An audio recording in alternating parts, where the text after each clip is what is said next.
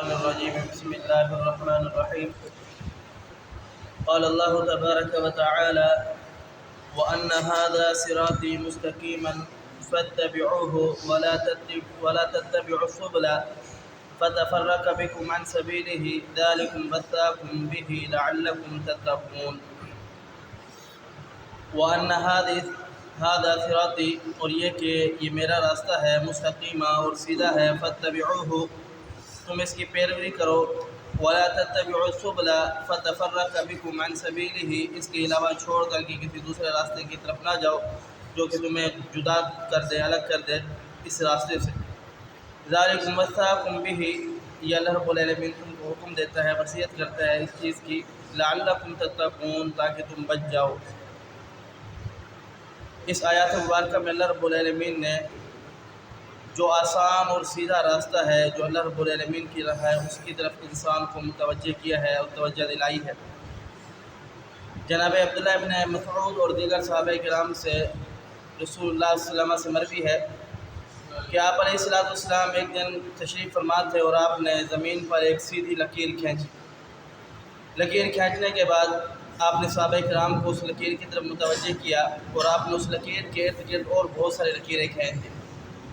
آپ نے فرمایا کہ یہ سیدھی راستہ ہے اور یہ اللہ اس کے رسول کا راستہ ہے، اور اس کے برعکس یہ جتنے ادھر ادھر جو راستے جا رہے ہیں یہ بے شمار راستے ہیں اور ہر راستے پر شیطان ہے۔ اگر بندہ اس سیدھے راستے سے چلتا ہوا ذرا سا بھی بھٹک گیا دور ہو گیا تو وہ شیطان کی چنگل کے اندر پھنس گیا۔ تو اللہ رب العالمین نے انسان کو سیدھا راستہ دکھا دیا۔ وہ سیدھا راستہ کیا ہے؟ یہ قرآن اور حدیث ہے۔ اس سیدھے راستے کے علاوہ اس آیات مبارکہ کے اندر اللہ رب العالمین نے دراصل جتنے بھی دنیا کے اندر ادیان ہے اسلام کے علاوہ وہ سارے کے سارے باطل ہیں یہ بیان فرما رہا ہے۔ اسی طریقے ہم مسلمانوں کے اندر بھی بہت سارے مذاہب اور ہم فرقوں میں تقسیم ہیں۔ تو جناب اللہ رب العالمین فرماتا ہے کہ سیدھا راستہ وہی ہے جو اسلام کا راستہ ہے، اور اسلام کا کیا ہے؟ قرآن اور سنت، اللہ کے رسول کی پیروی، پیغمبر علیہ الصلوۃ والسلام کی حدیث۔ اس کے علاوہ جتنے بھی راستے ہیں وہ سب کے سب باطل ہیں۔ چاروں ائمہ اربعین جو ہے ان کا قول ہے، جناب امام ابو حنیفہ رحمہ اللہ ان سے پوچھا گیا کہ اگر آپ کی بات اور کسی قرآن کی آیات آپ کی بات کے خلاف آ جائے تو کیا کرنا چاہیے؟ تو امام ابو حنیفہ رحمہ اللہ نے فرمایا کہ میری بات کو چھوڑ دو، قرآن پاک پر عمل کرو، میری بات کو چھوڑ دو، دیوار پر مار دو۔ پوچھا گیا کہ آپ کی بات اور کسی احادیث مبارکہ کے مخالف آ جائے تو کیا کیا جائے؟ امام صاحب نے فرمایا کہ میری بات کو دیوار پر مار دو، آپ احادیث کو لے لو۔ پوچھا گیا صحابہ کا قول، تابعی کا قول، تو فرمایا کہ میری بات کو چھوڑ دو، صحابی اور تابعی کا قول لو۔ یہ ضرور ہو سکتا ہے کہ کسی جیسے کہ ہم انسان ہیں اسی طریقے سے وہ بھی انسان تھے، ان سے بھی غلطی ہو سکتی ہے، کوئی بات ان کے علم میں نہ گزری ہو، نہ آئی ہو، انہوں نے اس اپنے علم کے مطابق کوئی فتویٰ جاری کر دیا ہو۔ اب عین اسی فتوے کے اوپر ہم نے عمل کرنا، دوسری جب حدیث اور قرآن کے نص واضح سامنے آ جائے پھر ہم اس چیز پر عمل کریں، یہ اللہ پاک فرما رہے اس آیات کے اندر یہ غلط ہے، کیونکہ اللہ رب العالمین نے قرآن پاک کو ہدایت قرار دیا ہے، یہی رہنمائی ہے۔ اور دیگر اس کے علاوہ جتنے بھی دین اسلام کے علاوہ جتنے بھی ادیان ہیں سب کے سب کو اللہ رب العالمین نے باطل قرار دیا ہے۔ اللہ پاک فرماتا ہے وَأَنَّ هَذَا صِرَاطِي مُسْتَقِيمًا فَاتَّبِعُوهُ یہ میرا راستہ ہے، تم اس پر چلو، کیا کر جاؤ گے؟ فَاتَّبِعُوهُ تم اس کی پیروی کرو، مستقیمہ یہ سیدھا راستہ ہے۔ اللہ رب العالمین کی بات کے علاوہ کسی بھی دنیا میں معتبر شخص کوئی اور نہیں ہے اللہ رب العالمین کی بات کے علاوہ۔ اللہ واحد خالق ہے، وہ انسان کو پیدا کرنے والا ہے، وہ لازوال ذات ہے، اس کی شان کو کوئی پہنچ نہیں سکتا۔